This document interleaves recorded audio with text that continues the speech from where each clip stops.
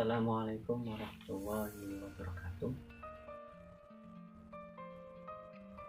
Perkenalkan, nama saya Tresno Sujati, NIM 2318195. Sebelum pembelajaran dimulai, alangkah baiknya kita berdoa terlebih dahulu. Berdoa dimulai.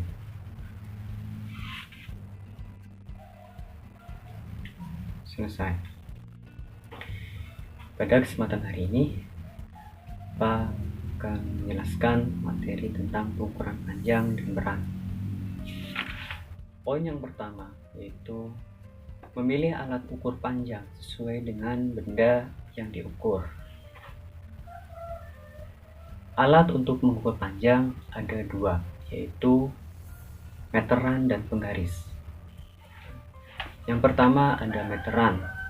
Ada tiga macam meteran. Yang pertama ada meteran pita, meteran roll besar, dan meteran roll kecil.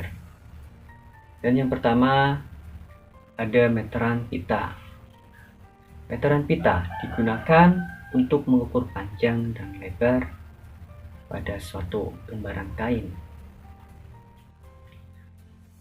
Dan yang kedua ada meteran roll besar, digunakan untuk mengukur panjang suatu tanah.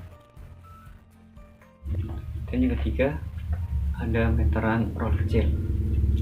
Meteran ini digunakan untuk mengukur bangunan atau benda panjangnya kurang dari 10 meter.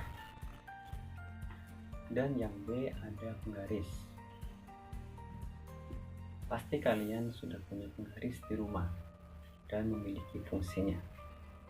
Penggaris adalah suatu meteran. Penggaris ini digunakan sebagai alat pengukur bantu pengukuran dalam proses belajar mengajar.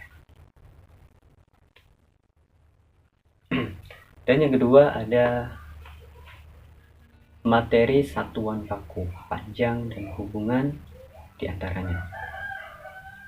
Satuan ukuran baku yang digunakan untuk mengukur panjang adalah kilometer, hektometer, dekameter, meter, desimeter, sentimeter, dan milimeter. Di samping ada gambar diagram tangga. Diagram tangga merupakan satuan baku panjang. Nilai satuan ukuran panjang yang berada di suatu tingkat lebih panjang dibandingkan nilai satuan yang di bawahnya. Diagram tangga memiliki arti setiap turun satu tangga dikali 10.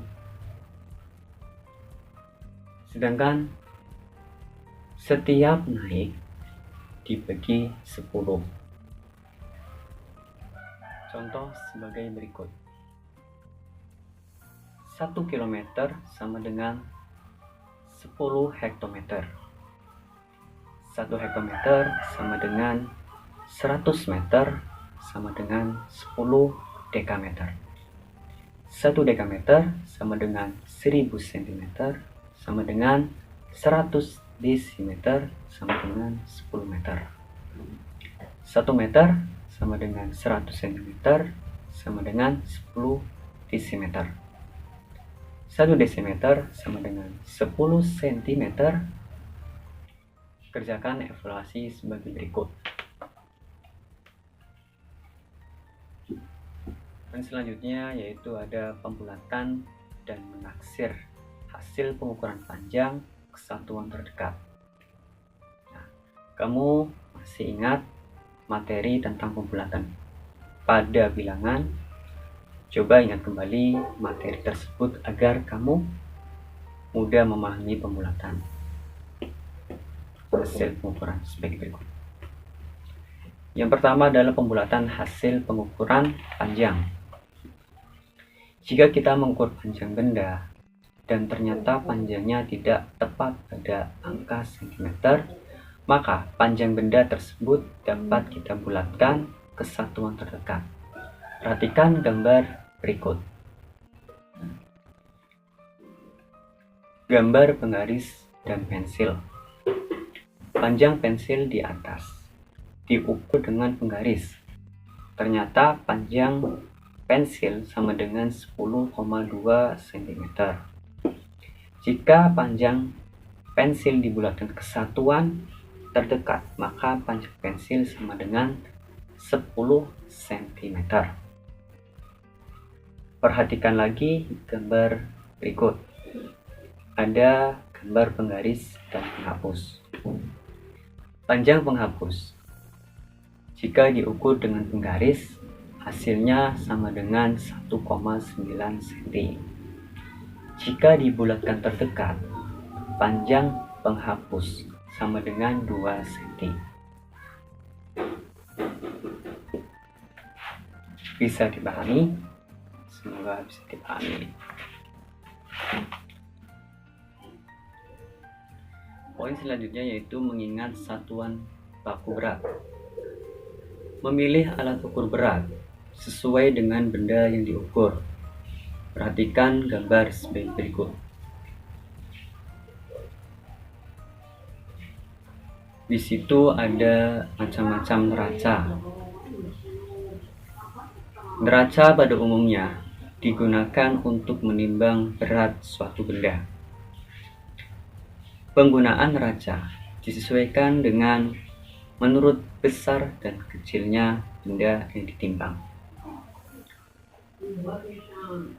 Pada neraca gambar A digunakan untuk menimbang berat kotor seperti padi, beras, dan tepung.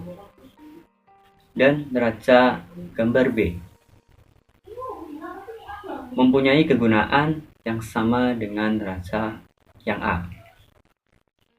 Neraca ini digunakan untuk menimbang berat benda di pasar.